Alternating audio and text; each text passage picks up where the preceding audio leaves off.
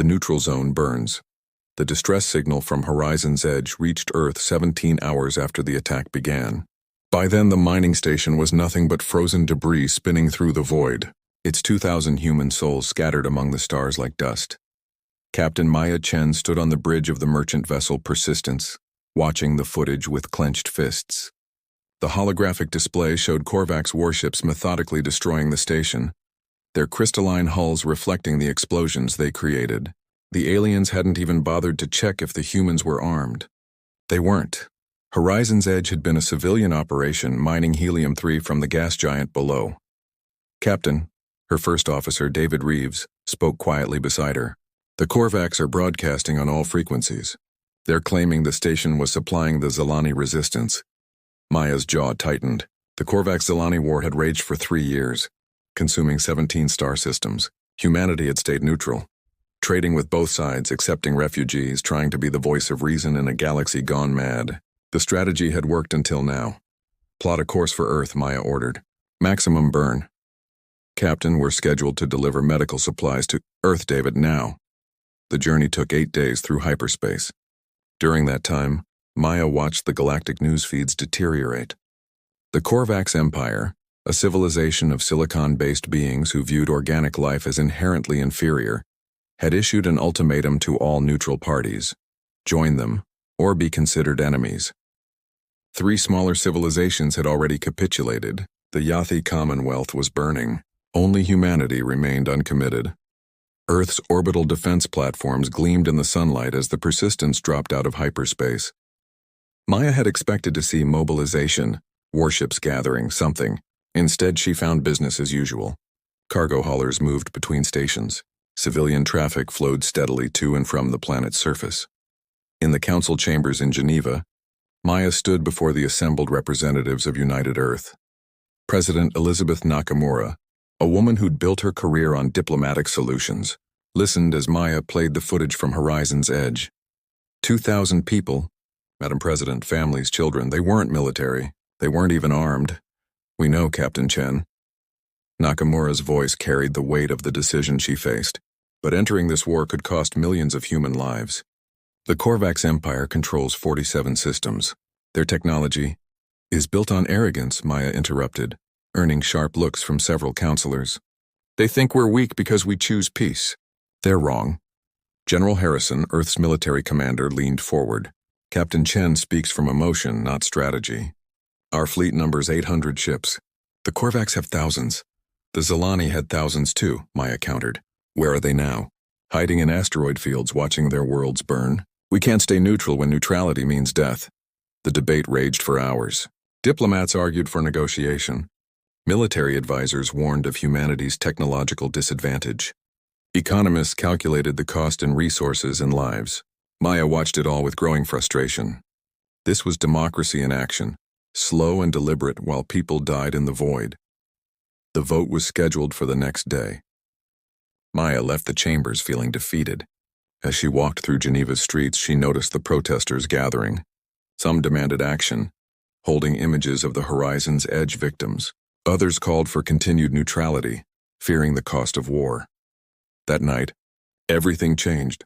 The colony ship Esperanza, carrying 12,000 refugees from the Yathi Commonwealth, was intercepted by Korvax forces.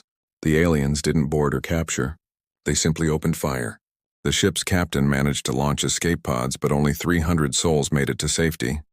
The rest perished when the Korvax commander, Supreme Executor Vexhai, ordered his ships to target the pods individually. The footage reached Earth in real time, broadcast by a Zelani news drone that happened to be monitoring the shipping lane. Maya watched from her hotel room as escape pods were picked off one by one, each small explosion representing dozens of lives extinguished. Children pressed against viewport windows in the moments before impact. Parents held their families close as plasma tore through hull plating. The silence that followed felt like the universe holding its breath. President Nakamura's emergency address came at dawn. Maya stood with hundreds of others in the plaza, watching the massive screen as Earth's leader appeared. Nakamura looked older, as if the night had aged her years. Citizens of Earth and all human colonies, she began, her voice steady despite the fury in her eyes. Last night, The Korvax Empire committed an act of barbarism that cannot be ignored. They murdered 12,000 innocent refugees, including 4,000 human aid workers aboard the Esperanza. The crowd murmured, anger rippling through like a wave. For 3 years, we have pursued peace. We have offered mediation, provided humanitarian aid, and maintained neutrality despite pressure from all sides. That neutrality has been repaid with the blood of innocents. Nakamura paused, and Maya saw something change in the president's expression. The diplomat was gone. In her place stood something harder, more primal. Effective immediately, United Earth recognizes the Korvax Empire as a hostile force engaged in genocide. We stand with the Zelani resistance and all free peoples of the galaxy. To Supreme Executor Vexhai and the Korvax leadership know this. You wanted to see what happens when humanity enters your war. You're about to find out, the crowd erupted, not in celebration but in grim determination. Maya felt it too, that shift from observers to participants. Humanity had tried to be the galaxy's conscience. Now they would be its sword. General Harrison's voice replaced the president's on the screen. All civilian vessels are ordered to return to Earth space immediately. Military reservists report to your stations. Industrial centers are transitioning to wartime production effective immediately. Maya turned to find David standing behind her, having watched the address from the street. The persistence, he said. They'll requisition her for the war effort. Good, Maya replied. But we're not waiting for requisition orders. Captain? How many of our crew have military training? About half. Why? Maya's smile held no warmth. Because we're going to remind the galaxy why humans used to be warriors before we chose to be peacemakers. Gather the crew. We have work to do. As she walked back toward the spaceport, Maya passed recruitment stations already forming. Young faces, old faces, all united by purpose. The Korvax thought humanity's pursuit of peace meant weakness. They thought a species that chose diplomacy over destruction could be bullied into submission. They were about to learn why humanity had chosen peace in the first place. Not from weakness, but from wisdom. Because when humans made war, they did so with a thoroughness that terrified even themselves. The galaxy had awakened something that had been sleeping for generations, and Maya Chen would be among the first to show them what that meant. When sleeping giants wake 6 months after President Nakamura's declaration, Supreme Executor Vexhai stood in his crystalline command center, studying reports that made no sense. Human forces hadn't engaged in a single traditional battle. Instead, they fought like ghosts, striking supply lines, sabotaging jump gates, and vanishing before Korvax fleets could respond. Captain Maya Chen, now commanding the retrofitted Persistence, watched from stealth as another Korvax supply convoy entered the Kepler transit corridor. Her ship, painted matte black and equipped with stolen Korvax stealth technology, hung motionless among the asteroids. 30 seconds to optimal firing position, David reported from Tactical. Maya nodded. This would be their 43rd hit-and-run attack. The Korvax still hadn't adapted to human guerrilla tactics. They were used to enemies who met them in grand fleet battles, not ones who struck from shadows and disappeared. Fire. The Persistence launched modified mining charges, the same tools humans had used to carve homes from asteroids, now repurposed for war. The charges attached to the convoy's fuel tankers silently, their magnetic locks designed to evade Korvax sensors. Maya's ship was already entering hyperspace when the detonations began, turning the convoy into a chain of explosions that lit the corridor like a new sun. On Earth, factories that once produced consumer goods now churned out something different. Not warships in the traditional sense, but small, fast attack craft that could be produced by the thousands. Each one carried a crew of 3 and enough firepower to cripple a capital ship if they knew where to strike. Humanity called them wasps, and they were about to swarm. The liberation of the Zelani homeworld began not with a fleet action, but with a single human operative. Lieutenant Sarah Kim had spent 4 months infiltrating the Korvax occupation force, her appearance altered to pass as a Yathi servant. The Korvax never suspected that the quiet figure serving their commanders was recording every conversation, mapping every defense.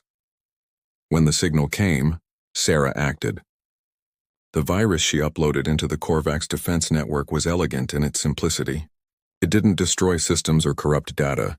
It simply made every Korvax weapon system target their own ships for exactly 60 seconds. 60 seconds was all humanity needed.